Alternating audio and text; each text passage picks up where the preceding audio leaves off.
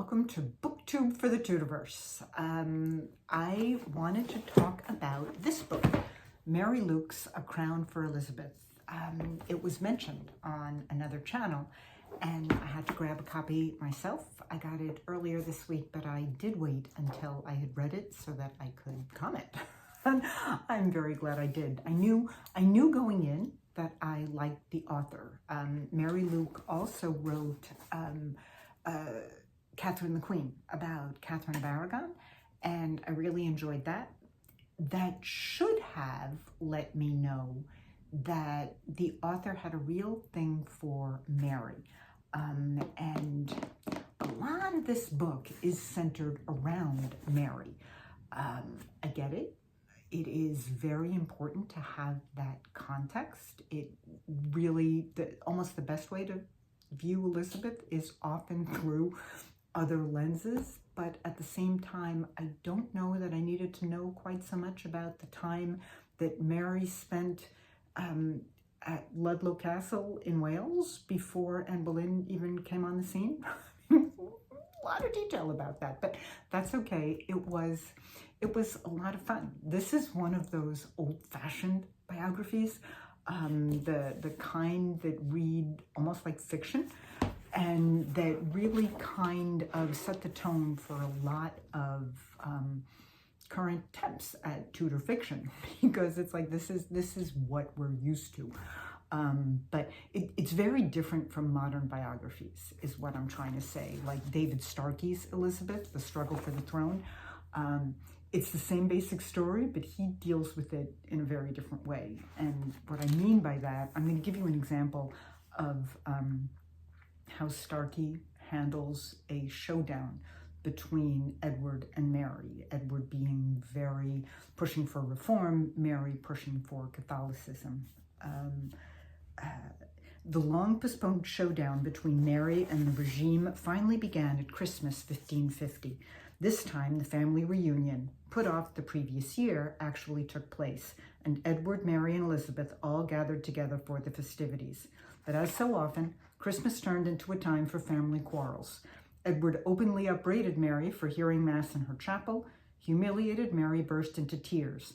Later, she went on the attack and informed Edward that he was not yet old enough to make up his own mind about something as important as religion.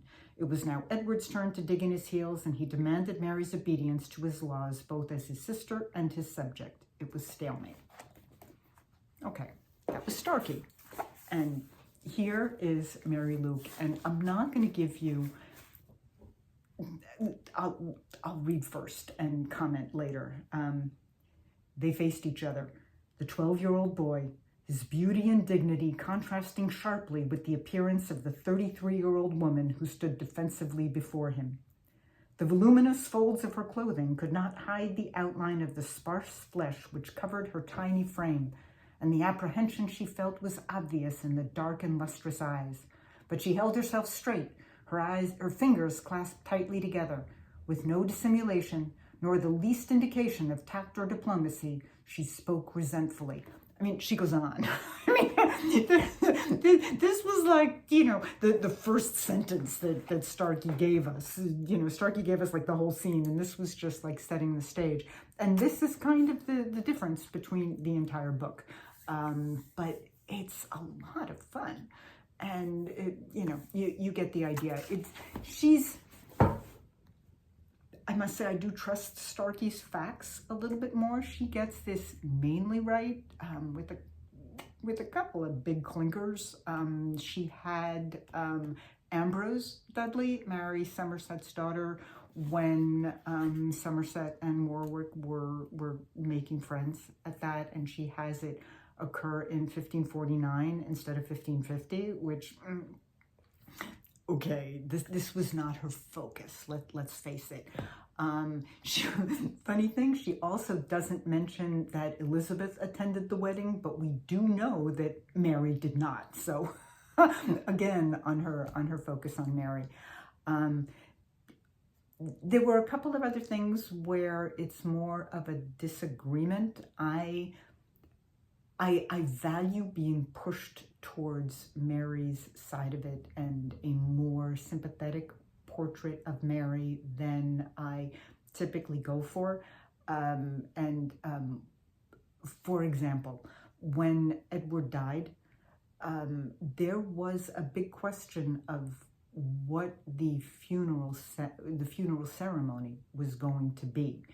And Mary originally suggested that he should be buried according to Catholic rites. And she had to be really pushed to allow him to be buried according to the formula of the Book of Common Prayer, which was promulgated under his watch. And Luke calls that magnanimous. Still, it was nice. It was nice to be pushed. It's an important thing to do right now. For those of you who don't know, and I'm going to guess that's everyone, although I am working on the final changes to book 1 of my Regina trilogy about this precise time. So there are a couple of places where it was helpful to get a more flowery kind of approach. I had a lot of fun. I do recommend it, but I have to tell you right now, it's got me hankering to go back to Agnes Strickland. And that's where I'm going to be on my way. So that might be the next one that I'll be talking about. And see you next time.